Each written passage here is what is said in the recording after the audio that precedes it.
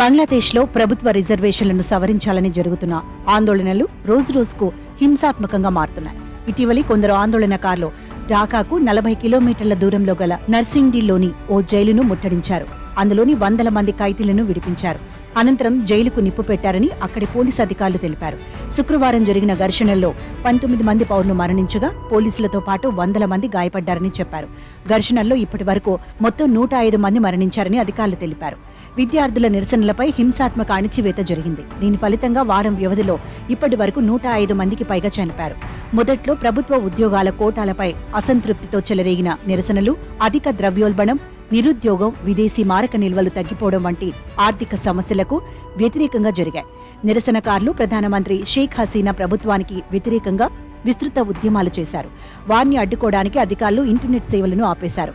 మరోవైపు Bangladesh nationalist party chairman Tarique Rahman నిరసనకారులకు మద్దతుగా నిలిచారు. ఉద్యమానికి మద్దతు ఇవ్వాలని ప్రజలను కోరారు. నాయకులు, కార్యకర్తలు, పౌరులు, విద్యార్థులకు అండగా ఉండి ఉద్యమాన్ని కొనసాగించాలని రెహమాన్ పిలుపునిచ్చారు. హసీనా నేతృత్వంలోని అవామీ లీగ్ పార్టీ నిరసనకారులపై రజాకార్ అనే ముద్ర వేసింది.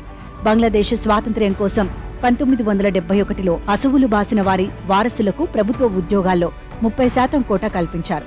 దీన్ని వ్యతిరేకిస్తూ అక్కడి వర్సిటీ విద్యార్థులు, ప్రజలు కొద్ది రోజులుగా ఆందోళనలు చేస్తున్నారు. కాగా బంగ్లాలో ఘర్షణలు తీవ్రతరమవుతుండటంతో శుక్రవారం ఎంబీబీఎస్ చదువుతున్న 300 మంది భారతీయులు వెనక్కి వచ్చారు.